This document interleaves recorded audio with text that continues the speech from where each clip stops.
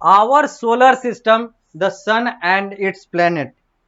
यहीं से अब हम लोग इस अध्याय को आगे बढ़ाएंगे, इस कक्षा की शुरुआत करेंगे, क्योंकि पिछली कक्षा को हम लोगों ने यहीं पर विराम दिया था। तो अब बात करते हैं our solar system, the sun and its planet. हमारा सौर मंडल, सूर्य और इनके ग्रहों की बात करेंगे। अब हम लोग, लिखा हुआ है the word solar is related to the sun. जो सोलर शब्द है वो सन से जुड़ा हुआ है, सूर्य से जुड़ा हुआ है, क्योंकि सौर मंडल की बात कर रहे हैं हम लोग, तो सौर का मतलब हो गया सूर्य, सूर्य मंडल। The family of the sun is called the solar system which include 8 planet and their satellite. और इसी सूर्य का जो परिवार है, जो फैमिली है, उसी को हम लोग सोलर सिस्टम कहते हैं, सौर प्रणाली कहते हैं, सौर मंडल कहते हैं, सोलर सिस्टम कहते हैं, जिसमें 8 प्लैनेट हैं अभी, और उनके अलग अलग सैटेलाइट्स है। यही सारी चीजें जो हैं वो इसमें आता है।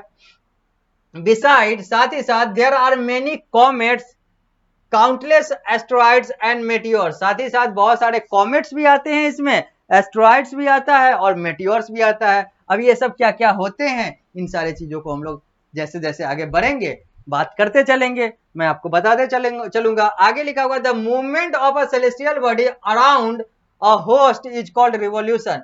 और जो मूवमेंट होता है सेलेस्टियल बॉडी का, यानी कि जो आकाशीय वस्तु है उनका जो चलना होता है, वो अपने होस्ट यानी कि सन के अकॉर्डिंग और बाकी चीजों के अकॉर्डिंग, सन के अकॉर्डिंग, यानी कि सन के अकॉर्डिंग जो सेलेस्टियल बॉडी जो मूव करते हैं या फिर अपने अपने होस्ट के अकॉर्डिंग मूव करते हैं, इसी को हम लोग रिवॉल्यूशन कहते हैं।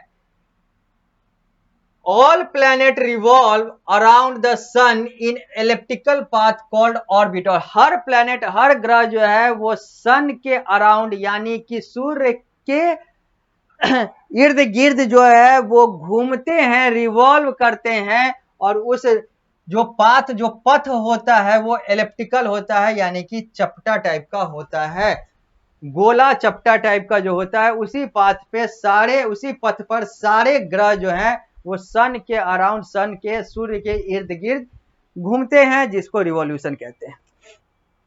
Originally our solar system included 9 planets. अगर हम लोग शुरुआत की बात करें, शुरू की बात करें, तो हमारे सौर मंडल में 9 प्लैनेट थे, जिनका नाम मरकरी है, वेनस है, अर्थ है, मार्स है, जुपिटर है, नेपच्यून है, सैटर्न है, यूरेनस है और प्लूटो है।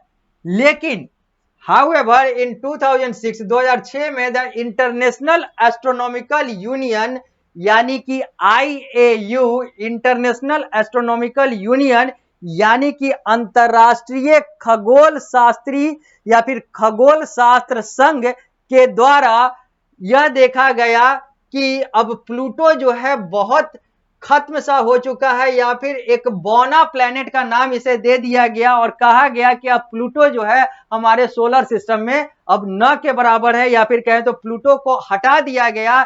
इसके बाद जो 9 प्लेनेट था जिसमें प्लूटो भी था, अब वो 8 हो गया, यानी कि प्लूटो को 2006 में इंटरनेशनल एस्ट्रोनॉमिकल यूनियन के द्वारा ड्वार्फ प्लेनेट का दर्जा यानी कि बौना ग्रह का दर्जा देकर उसको सौर मंडल से हटा दिया गया, यानी कि 9 प्लेनेट अब 8 प्लेनेट में कन्वर्ट हो गए, बदल गए, सीमित हो गए। Hence our solar system now has 8 planet. इसलिए हमारा जो सोलर सिस्टम है अब 8 प्लेनेट। सूर्य से दूरी के आधार पर चलेंगे तो सबसे पहले मरकरी, सबसे नजदीक है सूर्य से, उसके बाद वेनस, उसके बाद अर्थ, उसके बाद मार्स, उसके बाद जुपिटर, उसके बाद सैटर्न, उसके बाद यूरेनस और सबसे दूर पर नेपच्यून। नेपच्यून के बाद प्लूटो हुआ करता था, अब वो प्लूटो खत्म हो चुका है, तो अभी सबसे दूरी पर नेपच्यून है। इसको अगर आपको याद करना हो तो इसके लिए एक लॉजिक है, यानी कि एक तरीके से इसको याद किया जा सकता है कि दूरी के आधार पर कौन पहले आएगा कौन बाद में आएगा। तो इसको अलग अलग तरीके से, अलग अलग तरकीब से, अलग अलग तर्क के आधार पर इसको याद किया जा सकता है। एक तर्क या फिर एक लॉजिक यहां पर है कि my very educated, EDUCATED, my very educated mother just show us 9 planet। planets. My very educated mother just show us 9 planets. मेरी बहुत शिक्षित माता ने मुझे अभी तुरंत 9 ग्रहों को दिखाया है। ये लाइन अगर आप याद कर लेंगे तो आपको एक क्रम में सारे ग्रह को याद करने में आसानी हो जाएगी या फिर याद हो जाएगा, क्योंकि माई का एम और एम फॉर मरकरी, भेड़ी का भी फॉर वेनस, एडुकेटेड का ई फॉर अर्थ, मदर का एम फॉर मार्स, जुपिटर का जस्ट का जे फॉर जुपिटर, शो का एस फॉर सैटर्न, अस का यू फॉर यूरेनस, 9 का एन फॉर नेपच्यून और प्लैनेट का पी यानी कि पी फॉर प्लूटो। अब प्लूटो को हटा दीजिए तो यहां पर नेपच्यून तक रह जाएंगे, तो बात वहीं की वहीं रह गई कि my very educated mother just show us 9 planet, M for Mercury, V for Venus, E for Earth, M for Mars, J for Jupiter, S for Saturn, U for Uranus, N for Neptune. अब last वाला हटा देते हैं, तो अब ऐसे 8 planet हो गया। याद करने के लिए आप इसको याद रखें 9 प्लैनेट में इतना याद रखें कि लास्ट वाला पी को हटा देना है, तो वो 8 प्लैनेट हो गया। ये आपको मन में याद रखना है और ये सारी चीजें जो है वो सूर्य के आधार पर एक क्रम में लग जाएगा। मरकरी को हिंदी में बुध कहते हैं, वेनस शुक्र कहलाता है, अर्थ जो है वो पृथ्वी कहलाता है, मार्स को मंगल कहते हैं, जुपिटर बृहस्पति कहलाता है, सैटर्न शनि होता है, यूरेनस अरुण होता है और नेपच्यून वरुण होता है। ये इनके हिंदी नाम हैं और बाकी अंग्रेजी में तो नाम आपको यहाँ पर दिख ही रहा है। अब हम लोग आगे बढ़ते हैं, ये है सोलर सिस्टम। अब हम लोग आगे बढ़ते हैं, लिखा हुआ है कि पृष्ठ संख्या 85 पर हैं अभी हम लोग। The word planet is originally a Greek word which means wanderer. अगर हम लोग प्लैनेट शब्द की बात करें तो यह एक ग्रीक शब्द है जिसका मतलब होता है वेंडरर यानी कि घूमने वाला। प्लैनेट है various composition and size with spherical shape. Planets है वेरियस कंपोजिशन, प्लैनेट्स के अलग अलग प्लैनेट्स के अलग अलग तत्व होते हैं, अलग अलग साइज होते हैं और स्फेरिकल शेप होता है। They are opaque body with no heat और लाइट ऑफ देयर ओन। ये जो है ओपेक बॉडी होते हैं, ओपेक का मतलब होता है अपारदर्शी ऑब्जेक्ट होते हैं जिनका अपना न तो प्रकाश होता है न तो अपना गर्मी होता है, यानी कि न तो अपना हीट होता है न तो अपना लाइट होता है, और ये ओपेक होते हैं। ट्रांसपेरेंट का मतलब होता है पारदर्शी, ट्रांसलूसेंट का मतलब होता है अर्ध पारदर्शी और ओपेक का मतलब होता है बिल्कुल पारदर्शी ना हो, यानी कि जो आर पार बिल्कुल न दिखे, तो वो सारी चीजें जो है वो ओपेक कहलाता है। और प्लैनेट्स जो है ओपेक होते हैं, ओपेक इन नेचर होते हैं।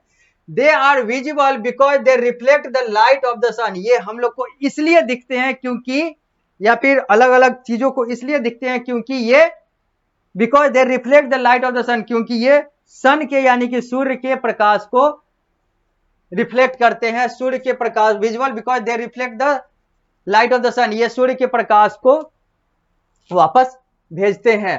They also rotate on their axis at different speed. और ये जो प्लेनेट है अपने धुरी पर, अपने एक्सिस पर रोटेट यानी कि घूमते हैं अलग अलग गति से। All planet except Venus and Uranus spin in the same direction on their axis. अगर हम लोग 8 प्लेनेट में से 6 प्लेनेट की बात करें वेनस और यूरेनस को छोड़कर, तो सारे जो 6 प्लेनेट हैं वो इन the same direction on their axis, अपने एक्सिस पर, अपने धुरी पर सेम डायरेक्शन में एक ही दिशा में मूव करते हैं। वेनस और यूरेनस अलग अलग दिशाओं में मूव करता है। Out of the 8 planet of our solar system the first 4 are inner planet. और इस 8 प्लैनेट जो हमारे सोलर सिस्टम में उसमें पहला यानी कि पहला 4 जो है वो हमारे इनर प्लैनेट कहलाते हैं। वो जो पहले 4 जो है वो लिखे हुए हैं Mercury, Venus, Earth and Mars, ये हमारे इनर प्लैनेट हैं। They are made up of rock. ये जो है मरकरी ये सब है, they are made up of rock, ये चट्टान से बने होते हैं। Which is why they are called terrestrial planet. इसीलिए इसको चट्टान से बने होते हैं, पत्थरों से बने होते हैं, इसीलिए इनको टेरेस्ट्रियल प्लैनेट भी कहते हैं। जबकि जो आउटर प्लैनेट होता है जिसमें बाकी 4 आते हैं, Jupiter, Saturn, Uranus and Neptune, they are mainly gaseous in nature.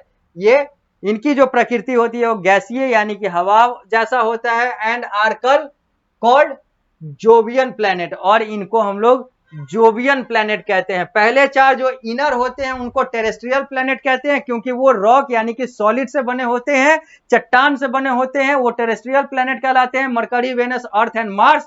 जबकि बाकी जो चार हैं, Jupiter, Saturn, Uranus and Neptune, ये गैसियस इन नेचर होते हैं और इसलिए इनको जोवियन प्लैनेट कहते हैं, ये जोवियन प्लैनेट कहलाते हैं।